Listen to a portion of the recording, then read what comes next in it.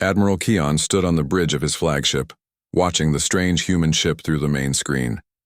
The vessel looked wrong. Where his own ship curved gracefully through space with smooth lines and glowing energy conduits, the human craft appeared to be nothing more than a giant metal box with engines stuck on the back. "Admiral," his tactical officer reported, "the human vessel is not responding to our demands for inspection." Keon's 4 eyes blinked in sequence, a sign of confusion among his people. 3 hours ago, his fleet had detected this single human ship entering Confederation space without proper authorization. Standard procedure required all unknown vessels to submit to inspection, especially ships from species not yet part of the galactic community. The humans had been discovered only months ago, living on a small blue planet in an outer arm of the galaxy. Initial reports described them as primitive, barely capable of faster-than-light travel. Yet here was one of their ships, deep in Confederation territory.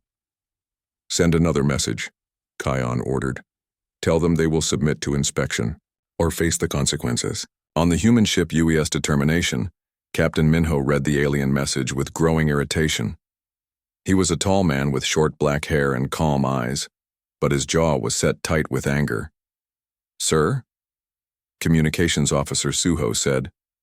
"They're threatening to open fire if we don't let them board our ship." Minho looked around his bridge. His crew was small compared to the massive alien vessels surrounding them. Weapons Officer Jinwoo sat at his station, ready for orders. Chief Engineer Hieri monitored their systems from her console. They were good people, and they trusted him to get them home safely. "Send them our response," Minho said.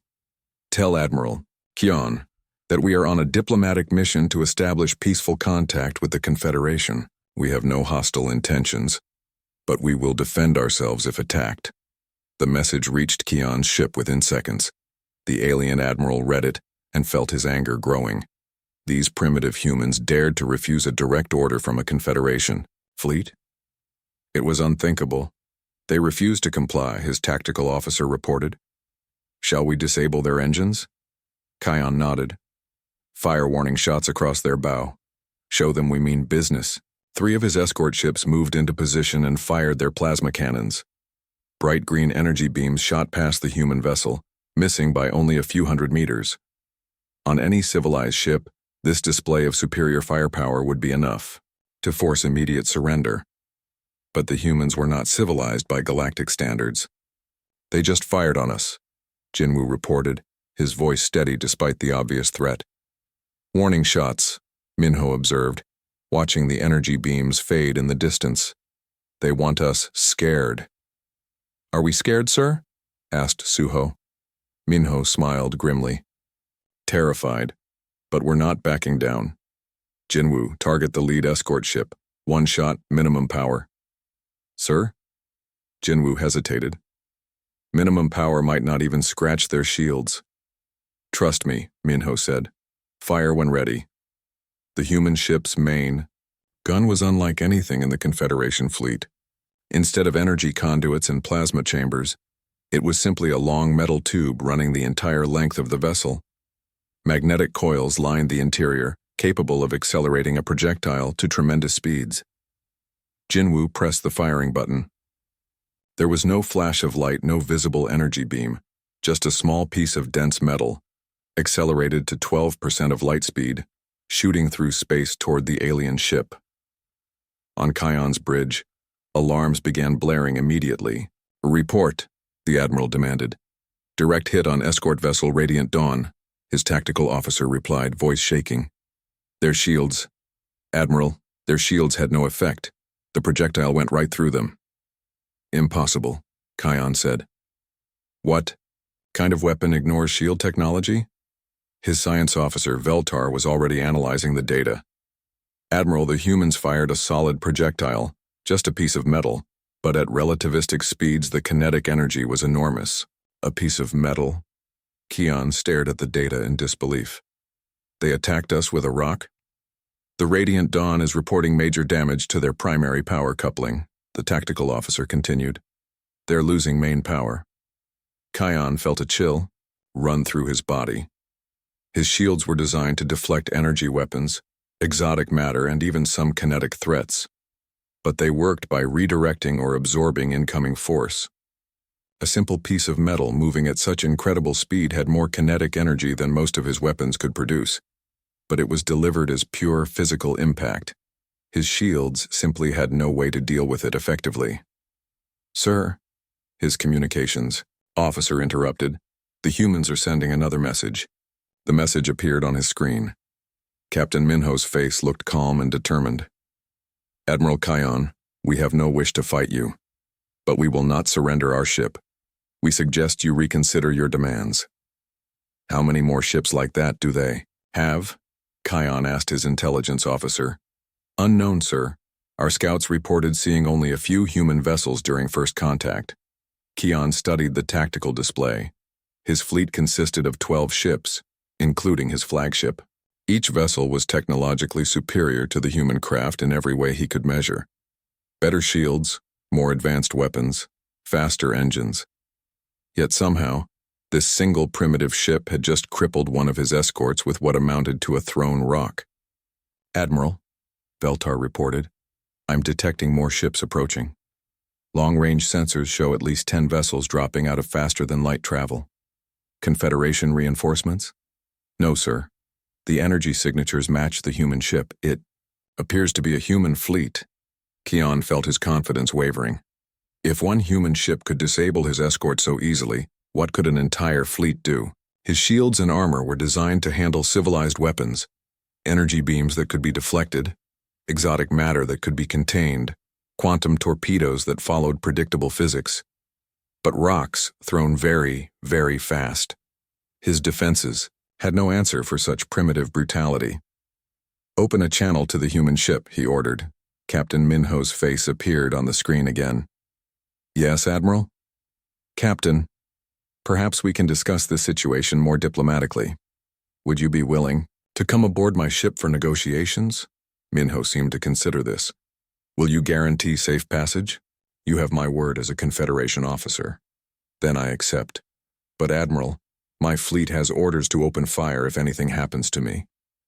Kion nodded, though he noticed the human had said, "my fleet," as if he commanded the approaching ships. How many rocks could they throw? He was about to find out. The docking bay of Admiral Kion's flagship was impressive by any standard.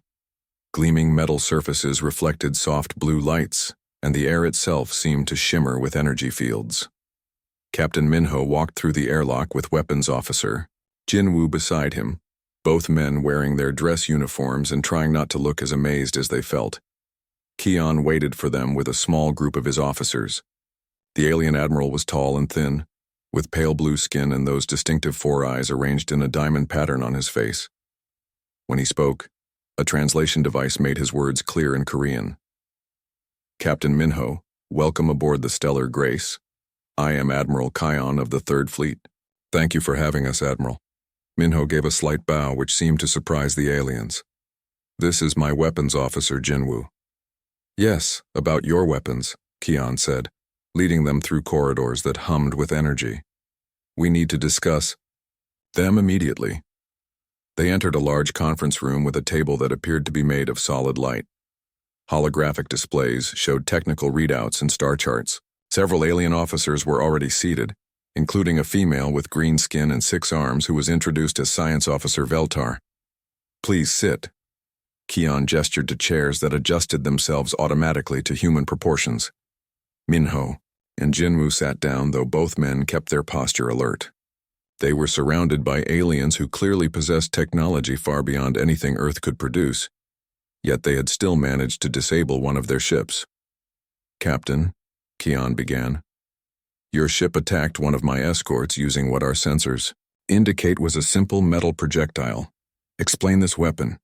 Jinwoo spoke up. "It's called a railgun, sir. We use magnetic fields to accelerate a dense projectile to very high speeds." Veltar leaned forward, her 6 arms gesturing as she spoke. "But this is impossible. Where are your plasma conduits? Your quantum field generators? How do you achieve such destructive force without exotic matter?" "We don't use any of that," Minho replied simply. "We just make things go very fast and hit very hard." The alien officers exchanged glances that clearly showed confusion and disbelief. But surely, another officer said, you must have discovered energy manipulation by now? Psionic amplification? Dimensional folding techniques? We've theorized about some of those things, Jinwoo admitted, but we've never made them work. We stick with what we know, physics, chemistry, and engineering. Kian activated a holographic display showing the damage to his escort ship, the Oru. Metal projectile had punched completely through the vessel's shields and armor, creating a hole that went from one side to the other. This damage was caused by a piece of metal, he said. How is this possible? Well, Jinwoo began, settling. Back in his chair, it's really just math. Take a dense object, in our case a tungsten rod about the size of a telephone pole. Accelerate it to 12% of light speed using magnetic fields. When it hits something, all that kinetic energy has to go somewhere. Kinetic energy? Asked Veltar. Energy of motion, Minho explained. The faster something moves, the more energy it carries. Get it moving fast enough and it doesn't matter what it hits. The impact will be devastating. An officer with orange skin and multiple tentacles instead of arms spoke up. But your projectile has no guidance system, no ability to track targets, no exotic properties to penetrate defenses. It doesn't need any of that, Jinwoo said with a slight smile. At the speeds we're talking about, if you can see the target when you fire, you're going to hit it. There's no time to dodge, no way to deflect it, no fancy technology that can stop simple physics. Kion felt a growing sense of unease. His fleet represented the pinnacle of Confederation military technology. His ships could manipulate energy, fold space, and project force fields that could stop anything in the known galaxy. Yet these humans were describing weapons that ignored all of those capabilities. Show me your ship's armament, he demanded. Jinwoo activated his portable data pad and projected a holographic image of the UES determination. The ship's structure became transparent, revealing the massive railgun that ran its entire length. This is our main weapon, Jinwoo explained. We call it Big Stick. It's essentially a magnetic tube that can fire projectiles at relativistic speeds. That's it? Veltar stared at the simple design. No energy matrices, no quantum resonance chambers, no psionic focusing crystals? Nope, just magnets, electricity, and really good engineering. Another alien officer, this one with crystal formations growing from his skull, leaned forward. What about your defensive systems? Surely you have energy shields, probability distortion, fields, temporal displacement barriers. We have armor, Minho said. Lots of armor, and we try not to get hit. Armor? You mean physical barriers? Layered metal composites, ceramic inserts, some experimental materials our scientists are working on. But yes, basically metal plates. The silence in the room was deafening. These aliens had clearly expected to find humans using technology similar to their own, just less advanced. Instead, they had discovered a species that had taken a completely different approach to warfare. Captain, Kian said slowly, how many ships like yours does Earth possess? That's classified information, Admiral. More than 10? Minho and Jinwoo exchanged a glance. More than 10, Minho confirmed. More than 100? Another pause. More than 100. Kian felt his heart sink. One human ship had disabled his escort. 100 such ships could destroy his entire fleet, and apparently Earth had even more than that. Why do you fight this way? Veltar asked. Why haven't you developed proper weapons? What do you mean, proper? Jinwoo asked. Energy weapons, exotic matter manipulation, psionic enhancement, the technologies that all civilized species use. Maybe because they work, Minho suggested. Our weapons are simple, reliable, and cheap to build. We can mass-produce ammunition. Our targeting systems rarely fail, and physics works the same way everywhere in the universe. But it's so primitive, the crystal-skulled officer protested. Primitive works, Jinwoo said with a grin. You can't hack a thrown rock. You can't jam it with electronic countermeasures. You can't deflect it with energy shields designed for different kinds of weapons. It just flies straight and hits whatever it was aimed at. Kion stood up abruptly. I need to consult with my staff. Captain, you and your officer will be shown to guest quarters while we discuss this situation. As the humans were escorted from the room, Kion turned to his officers. They all wore the same expression of stunned disbelief. Analysis? He asked. They're not primitive, Veltar said quietly. They're terrifying. Chief Engineer Hieri stood in the main engineering section of the UES Determination, trying to explain human technology to a group of very confused aliens.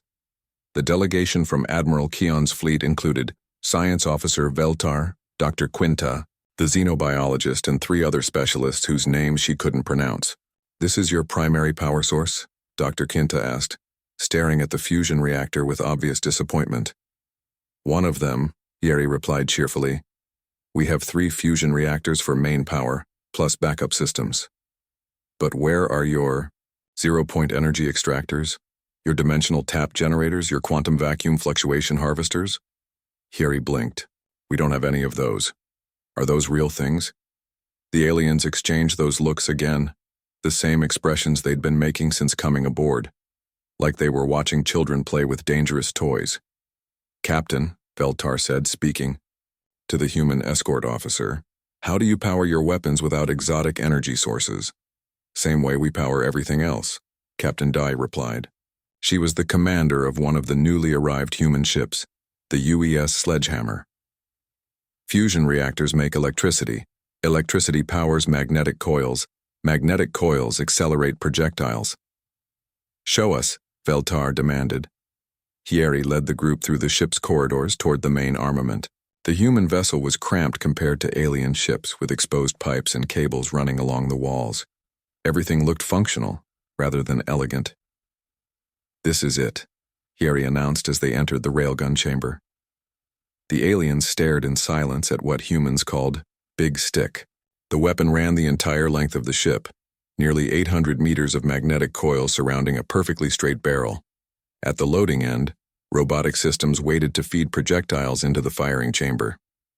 It's so simple, Doctor, Quinta whispered. Simple is good, Hieri said. Less things to break, easier to fix, cheaper to build. Veltar walked along the weapon's length, running her hands over the magnetic coil housings. These are just electromagnets. Powerful ones, but still just basic magnetic field generators. Yep, we charge them up in sequence, creating a magnetic wave that pulls the projectile along. Each coil accelerates it a little more until it's going fast enough to punch through pretty much anything. And your ammunition? Asked another alien officer. Hieri grinned and led them to the fabrication bay. Here, automated systems were busy creating more projectiles, dense metal rods about 2 meters long and 10 centimeters wide. We call them telephone poles, she explained. Made from tungsten mostly, with some other dense materials mixed in. Each one weighs about 200 kilograms. Dr. Quinta picked up a finished projectile with some difficulty. This is just metal. Really dense metal, Hieri corrected. When you fire it at 12% of light speed, it hits with the force of a small nuclear weapon. But how do you guide them to targets? Where are the tracking systems, the course correction engines, the target acquisition matrices? We don't guide them, Captain Dai said from behind them. We aim the ship and fire in a straight line. At those speeds, hitting a target is just a matter of basic trigonometry. The alien delegation spent the next hour examining the human weapon systems. They studied the targeting computers, which used simple optical and radar sensors instead of exotic quantum detection arrays. They analyzed the fire control systems, which relied on mathematical calculations instead of probability manipulation fields. Everything was disappointingly ordinary. Captain Dahai, Veltar finally said, "May we see your defensive systems?" Dahai led them to the ship's armor plating display. Cross-sections showed layers of different materials: steel, ceramic, composite polymers, and some experimental substances that human scientists were still developing. That's it? Dr. Quinta asked. No energy shields, no probability barriers, no dimensional phase shifting? Nope, just really thick armor and the hope that we don't get hit. How do you avoid enemy fire? We try to kill them before they can shoot back, Daya said simply. On the bridge, Communications Officer Suho was receiving updates from the human fleet. 10 more ships had arrived, with more on the way. Each vessel was similar to the Determination, boxy, armored, and armed with railguns of various sizes. Sir, Suho reported to Captain Minho via communicator. Admiral Kion is requesting permission to send technical observers to examine our other ships. Granted, Minho replied from his guest quarters on the alien flagship. Let them see what they're dealing with. The alien technical teams split up among the human vessels. What they found was more of the same.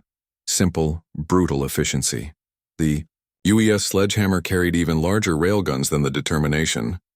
The UES Anvil was equipped with multiple smaller weapons for rapid fire. The UES Bricklayer specialized in long-range precision shots. But it was the UES Demolition that really worried the aliens. This ship was different from the others. Larger, with what appeared to be missile launch tubes along its sides. These are your guided weapons? Veltar asked the ship's captain hopefully. Sort of, Captain G1 replied. We call them kinetic kill vehicles. They're basically small railguns with engines attached. He showed them a cross-section of the weapon. It was a self-contained projectile system, a dense metal penetrator with its own magnetic acceleration system and a simple guidance computer. You fire it from the ship, it flies to the target area, then it fires its own projectile at close range. Since it's already near the target, it doesn't need as much initial velocity. Finally, Dr. Quinta sighed. Something that makes sense. How many of these can you fire at once? Veltar asked. The Demolition carries 200 tubes. Each tube can fire once every 30 seconds after the first volley. Veltar did the calculation in her head. 200 projectiles in the first wave, then 600 more over the next 3 minutes? That's right. And each kinetic kill vehicle hits with about the same force as one of our main gun rounds. The alien science officer felt faint. One human ship could potentially deliver 800 projectile impacts in less than 4 minutes. Each impact carried the energy of a nuclear weapon. Back on Admiral Kion's flagship, the reports were coming in from all the technical teams. Every human ship followed the same basic design philosophy. No exotic technology, no complex systems, just brute force applied with terrifying efficiency. Admiral, his tactical officer reported. Long-range sensors are detecting more human ships approaching. At least 20 additional vessels. Kion stared at the tactical display showing the growing human fleet. Each ship was a flying weapons platform designed to throw metal objects at incredible speeds. No shields to penetrate, no exotic defenses to overcome, no complex systems to disable. Just armor, engines, and weapons that ignored every defensive technology his civilization had developed. Sir, Veltar's voice came over the communicator from the human ship. You need to see this data immediately. What is it? The humans aren't just using simple kinetic weapons, Admiral. They're using them intelligently. Their fleet doctrine is specifically designed to counter advanced civilizations like ours. Kion felt a chill run through his body. Explain. They know their weapons can penetrate our shields and armor. They know we can't effectively defend against kinetic impacts at these velocities. They've built their entire military around exploiting the weaknesses in advanced technology. Are you saying they planned this? I'm saying they're not primitive, Admiral. They're specialized, and we just discovered what they specialize in. Admiral Kion stood on his bridge, watching the tactical display with growing dread. What had started as a simple inspection of a single human vessel had become a full fleet confrontation. 28 human ships now faced his 12 Confederation vessels in the empty space between star systems. Admiral, his communications officer announced, the humans are requesting the immediate return of their diplomatic team. Kion looked at the display again. Captain Minho and Weapons Officer Jinwoo were still aboard his ship, supposedly as guests. But the growing human fleet made it clear that their presence was now a major complication. Sir, his tactical officer added, the human fleet commander is transmitting on all frequencies. The main screen flickered and showed the face of a human woman with short black hair and stern eyes. She wore the same type of uniform as Captain Minho, but with different insignia. I am Fleet Admiral Nari of the United Earth Space Navy. she announced. "You are holding 2 of my officers. Return them immediately. This is Admiral Kion of the Galactic Confederation 3rd Fleet. Your officers are guests aboard my ship. They are free to return to you at any time. Then send them back. Now." Kion hesitated. Returning the human officers would end any pretense of diplomatic negotiations. But keeping them might provoke a battle he was beginning to realize he couldn't win. "Very well. Prepare to receive a shuttle." As the human officers transferred back to their fleet, Kion studied the enemy formation. The human ships were arranged in a simple line, all facing his fleet directly. No complex maneuvers, no sophisticated tactical positioning. Just 28 flying weapons platforms pointed at his vessels. "Analysis," he ordered his tactical officer. "Sir, each human vessel appears to be armed with multiple kinetic weapons of various sizes. Based on our technical observations, they can collectively fire several thousand projectiles in the first minute of engagement. Our defensive capabilities? Unknown, sir. Our shields are not designed to handle this type of attack. Kinetic barriers might reduce some impacts, but at those velocities..." The officer's voice trailed off. Kion activated his fleet communications. "All ships, this is Admiral Kion.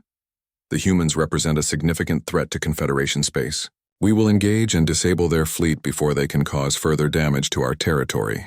On the human flagship UES Retribution, Fleet Admiral Nari reviewed the tactical situation with her senior officers. Captain Daye from the Sledgehammer participated via video link, along with commanders from the other human vessels. "Gentlemen, ladies," Nari addressed her fleet commanders, "we have a first contact situation that has gone badly wrong. The aliens fired on the Determination and are treating this as a military engagement. Our response will be swift and decisive." "Rules of engagement?" asked Captain G1 from the Demolition. "Disable their weapons and engines if possible. We want prisoners, not corpses. These aliens have technology we need to understand."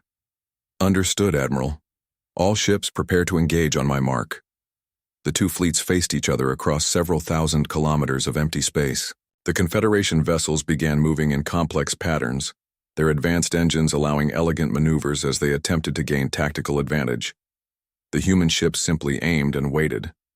"Sir," Kion's science officer reported, "the humans are not maneuvering, they're just sitting there." "They're waiting for us to get closer," his tactical officer realized. "At current range, even their fastest projectiles would take several seconds to reach us. We could potentially dodge. Then we maintain distance and engage with long-range weapons. Firing plasma cannons," his weapons officer announced. Bright, green energy beams lanced across space toward the human fleet. The aliens watched their sensors, expecting to see the primitive human ships overwhelmed by superior firepower. Instead, they watched their plasma beams splash harmlessly against heavy armor plating. "No effect," the weapons officer reported with disbelief. "Their armor is absorbing our plasma bursts. Impossible. Increase power and focus fire on a single target." 3 Confederation ships concentrated their energy weapons on the human vessel UES Anvil. For several seconds, green fire washed over the boxy human ship. When the barrage ended, the Anvil was scorched, but undamaged. "Their armor is too thick," Veltar reported from her science station, "and it appears to be designed specifically to dissipate energy weapons." Fleet Admiral Nari watched the alien attack with professional interest. "Plasma weapons, just like our intelligence predicted. All ships, return fire." 28 human vessels opened fire simultaneously. The space between the fleets suddenly filled with invisible projectiles traveling at relativistic speeds. There were no bright beams, no dramatic explosions, no warning of incoming fire. Just thousands of dense metal rods flying through space at 12% of light speed.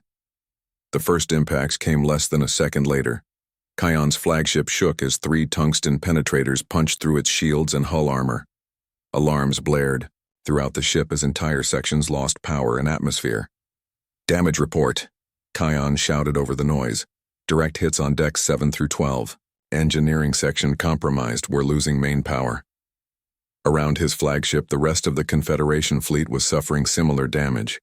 The elegant alien vessels, designed for energy warfare and exotic technology battles, were being systematically destroyed by simple kinetic impacts. Return fire, Kion ordered. All weapons, continuous barrage. His fleet's energy weapons lit up space with brilliant displays of plasma and exotic energy. But the human ships continued their steady advance, their thick armor shrugging off attacks that should have vaporized them. "Sir," his tactical officer called out, "the human ships are accelerating toward us." The human fleet had abandoned their static firing position and was now rushing directly at the Confederation vessels. As they closed the distance, their rate of fire increased dramatically. "They're trying to get close enough for point-blank shots," Kion realized. "Evasive maneuvers," he ordered. But his ships, damaged by the initial kinetic barrage, could not maneuver effectively. One by one, they were overwhelmed by the continuous rain of metal projectiles.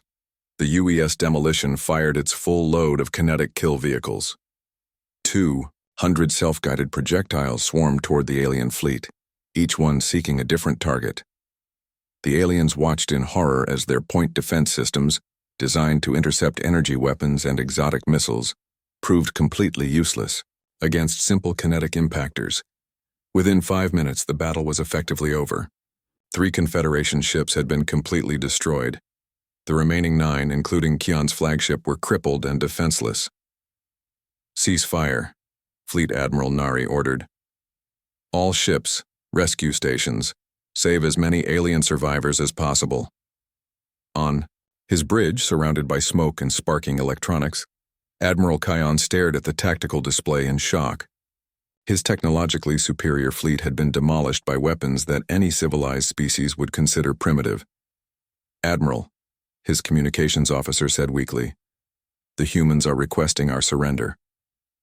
Kion looked around his ruined bridge. His officers were injured. His ship was dying, and his fleet was destroyed. The humans had not just defeated him, they had made his advanced technology completely irrelevant. "Signal our surrender," he said quietly, "and send a priority message to Confederation Command. Tell them the humans are not primitive. Tell them, we have encountered something far more dangerous than we imagined." "What should we call them in the report, sir?" Kion watched through his main screen as human rescue shuttles approached his crippled vessels to save his crew. Despite defeating his fleet, they were still trying to preserve alien lives. "Call them what they are," he said. "The most terrifying enemy the Confederation has ever faced." Admiral Kion woke up in a bed that was too soft and under lights that were too bright. The ceiling above him was white metal with gentle curves, completely different from the angular architecture of his own ship. He tried to sit up and immediately regretted it as pain shot through his injured back. "Easy there, Admiral." The voice spoke in his own language, but the accent was clearly human. "You took some serious damage when your bridge collapsed." Kion turned his head to see a human woman in a medical uniform checking readings on a device he didn't recognize. She had kind eyes and gentle hands as she adjusted his position on the bed. "I am Dr. Nari," she said. "You're aboard the UES Medical, Frigate Mercy. You've been unconscious for 18 hours. "My crew?" Kion asked weakly. "We saved everyone we could. Out of your fleet of 12 ships, we recovered over 4,000 survivors. I'm sorry we couldn't save more." Kion closed his eyes. 4,000 survivors out of nearly 6,000 crew members. The human attack had been devastatingly effective, but they had still risked their own lives to rescue alien survivors from damaged ships. "Why?" he asked. "Why what? Why save us? We attacked you. We threatened your people." Dr. Nari sat down in a chair beside his bed. "Because that's what decent people do, Admiral. War is terrible, but it doesn't mean we stop being human." Over the next few days, Kion recovered enough to move around the human medical ship. What he saw confused him, even more than the battle had. The humans treated their former enemies with the same care they gave their own injured crew. Alien officers worked alongside human doctors to help wounded survivors from both sides. "It makes no sense," he confided to Veltar, who was recovering, in the bed next to his. "They destroyed us completely, then saved as many of us as they could." "I've been talking to their medical staff," Veltar replied. They have a concept they call rules of war. Even in battle, there are things they consider unacceptable, such as killing prisoners, attacking medical facilities, refusing to help wounded enemies. They have an entire code of conduct for warfare. Keon shook his head. Primitive species don't develop ethical frameworks for combat. This suggests a level of civilization we didn't expect. On the third day, Captain Minho visited the medical bay. He looked tired but uninjured, and he carried a container of something that smelled pleasant. "Admiral," Minho said with a slight bow. "I brought you coffee. I thought you might want to talk." Kion accepted the cup and took a careful sip. The liquid was bitter but somehow comforting. "Captain, I owe you an apology. I underestimated your people badly." "You couldn't have known," Minho replied, sitting down. "We don't exactly advertise our military capabilities." "Your weapons," Keon said. "They're not primitive at all, are they?" "Depends on your definition. We use simple physics and basic engineering, but we use them very, very well." Chief Engineer Hyeri entered the medical bay carrying a portable holographic projector. With Captain Minho's permission, she activated it to show a three-dimensional diagram of human military doctrine. "See, Admiral," Hyeri explained. "We spent a lot of time thinking about how to fight enemies with better technology than us. We knew that someday we'd meet aliens with advanced weapons and defenses. So you developed weapons specifically to counter advanced technology?" "Exactly. Energy shields work by deflecting or absorbing energy-based attacks. They're not designed to handle pure kinetic force. Exotic armor can resist quantum weapons and dimensional attacks, but it still has to obey basic physics when something dense hits it really hard." Keon studied the diagrams showing human fleet formations and tactics. Everything was designed around overwhelming kinetic firepower delivered as quickly as possible. "You studied us," he realized. "Before first contact, you were already analyzing Confederation military technology." "We've been listening to your communications and observing your ships for months," Minho admitted. "We learned about your weapons, your defenses, your tactical doctrines. Then we designed our military to exploit every weakness we could find. But why? We had no hostile intentions toward Earth." Captain Minho's expression became serious. "Admiral, you surrounded our diplomatic ship and threatened to fire on us. You demanded we surrender our vessel for inspection. From our perspective, first contact was an act of aggression by your fleet." Keon felt a chill of understanding. "We were following standard procedures for unknown vessels in Confederation space, and we were following standard human doctrine for defending ourselves against superior enemies." Fleet Admiral Nari arrived later that day for a formal meeting with the senior Confederation survivors. The conference room on the medical frigate was small compared to the elaborate spaces on Keon's former flagship, but it served its purpose. "Admiral Kion," Nari began, "I want to discuss the future of human Confederation relations." "You mean our surrender terms?" "I mean a diplomatic solution to this mess." Keon blinked his four eyes in sequence. "You're not demanding our unconditional surrender?" "Admiral, we're not conquerors. We're explorers who got into a fight we didn't want. Earth has no interest in occupying Confederation territory or subjugating your people." Veltar leaned forward. "Then what do you want?" "Trade agreements, technology exchanges, mutual defense treaties, the normal things civilized species arrange between themselves." "After destroying our fleet?" "Your fleet attacked our ships first," Captain Minho pointed out. "But we're willing to put that behind us if you are." Over the following hours, they discussed the terms of what humans called a peace treaty. Earth would provide technical assistance to help repair damaged Confederation ships. In exchange, the Confederation would share scientific knowledge about energy manipulation and exotic matter. "There's something else," Fleet Admiral Nari added. "We've detected several pirate fleets operating in this sector, ships that prey on peaceful traders and ignore Confederation law enforcement." "The Crimson Raiders," Kion nodded. "They've been a problem for years. Their ships are fast and well-armed. Would you object to human ships patrolling these trade routes?" Kion considered this.